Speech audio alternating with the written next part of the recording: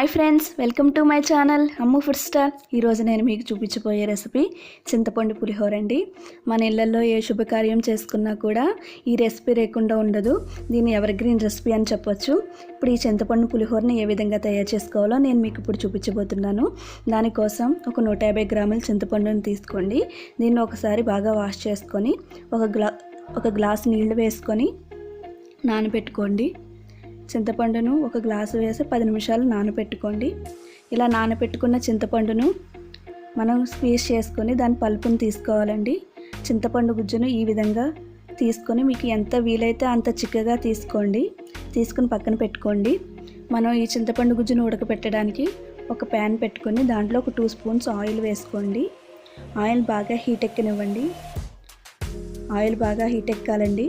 Friends, నా channel మీకు నచ్చినట్లయితే సబ్స్క్రైబ్ చేసుకోండి. అలాగే పక్కన వచ్చిన బెల్ ఐకాన్ని కూడా ప్రెస్ చేసుకోండి.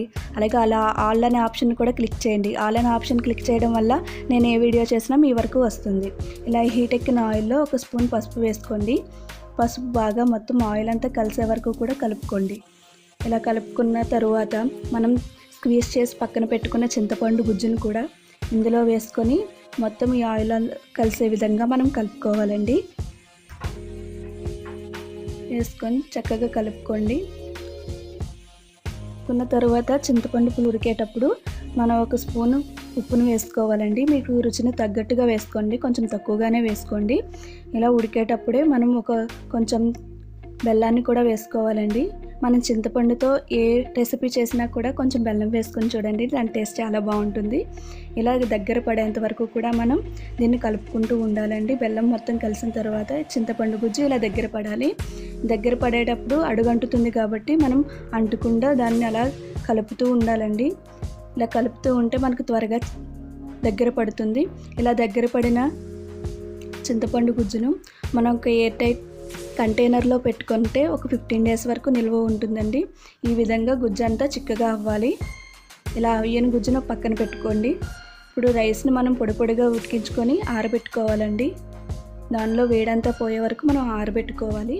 మనం పులిహోరకు పోపు చేసుకోవడానికి ఒక బాండీని తీసుకొని 1 స్పూన్ ఆయిల్ వేసుకోండి. ఆయిల్ మంచిగా హీట్ ఎక్కనివ్వండి. ఆయిల్ హీట్ ఎక్కిన తరువాత మనం ఆవాలు 1 స్పూను, అలాగే పచ్చి శనగపప్పును తీసుకొని మనం ఆయిల్లో వేసుకొని వేయించుకోవాలండి. ఇది కొంచెం మంచి రంగు వచ్చేంత వరకు వేయించుకోవాలి. ఇలా వేయించుకున్న శనగపప్పులో మనం కొద్దిగా పల్లీలను తీసుకుని కూడా వాటిని కూడా మంచి రంగు వచ్చేంత వరకు వేయించుకోవాలండి. ఇలా కలర్ వచ్చిన తరువాత కొద్దిగా జీడిపప్పును కూడా వేసుకొని వేయించుకోవాలండి.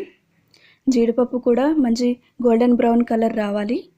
ఇలా వచ్చిన తర్వాత కొద్దిగా ఎండుమిర్చిని తీసుకోవాలి. ఎండుమిర్చిని కూడా వేయించుకోవాలి. ఎండుమిర్చి తర్వాత సన్నగా చీల్చిన పచ్చిమిర్చిని కూడా వేసుకొని వేయించుకోవాలండి. పోపు అంతా మంచిగా వేగిన తరువాత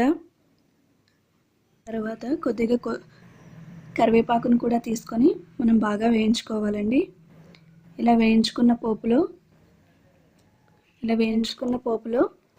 మనం 1 స్పూన్ పసుపును కూడా వేసుకోవాలండి. ఈ పసుపు వేసుకోవడం వల్ల పసుపు పచ్చివాసన రాకుండా ఉంటుంది. అలాగే ఆయిల్లో కలవడం వల్ల మనకి రైస్ అంతా మంచి కలర్ వస్తుంది. తర్వాత కొంచెం ఇంగువ కూడా వేసుకోవాలండి. ఇంగువ వేసుకొని ఈ పసుపు ఇంగువ మొత్తం పోపుకు కలిసే విధంగా కలుపుకోవాలి. ఇలా కలుపుకున్న పోపును మనం ముందుగా ఉడికించి చల్లారి పెట్టుకున్న అన్నంలో వేసుకోవాలి. అల్లంలో వేసుకొని మనం ముందుగా ఒక 2 ఇంచుల అల్లం ముక్కని తురుము పెట్టుకోవాలండి. సన్నగా తురుము పెట్టుకున్న అల్లాన్ని మనం ఇందులో యాడ్ చేసుకోవాలి. పచ్చి అల్లం వేయడం వల్ల మంచి ఫ్లేవర్ వస్తుందండి. మీరు ఒకసారి ఇలా తప్పకుండా ట్రై చేసి చూడండి, మీకు కూడా నచ్చుతుంది. అలాగే తరువాత మనం ఉడికించి పెట్టుకున్న చింతపండు గుజ్జును కూడా మనకి టేస్ట్కి తగ్గినట్టుగా వేసుకోవాలి. టేస్ట్కి తగ్గట్టుగా పులుపు ఎక్కువ కావాలంటే ఎక్కువ వేసుకోండి, తక్కువ కావాలంటే తక్కువ వేసుకోండి. అలాగే ఉప్పును కూడా వేసుకోండి. మీ రుచికి తగినట్టుగా ఉప్పును కూడా వేసుకొని ఈ పోపు అంతా ఈ ఉప్పు చింతపండు అంతా మొత్తం రైస్కి పట్టే విధంగా కలుపుకోండి. ఇలా కలుపుకున్న తర్వాత మీరు హ్యాపీగా ఎంజాయ్ చేయొచ్చండి. ఫ్రెండ్స్, ఈ వీడియో మీకు నచ్చినట్లయితే నా ఛానల్ని లైక్ చేయండి, కామెంట్ చేయండి, షేర్ చేయండి.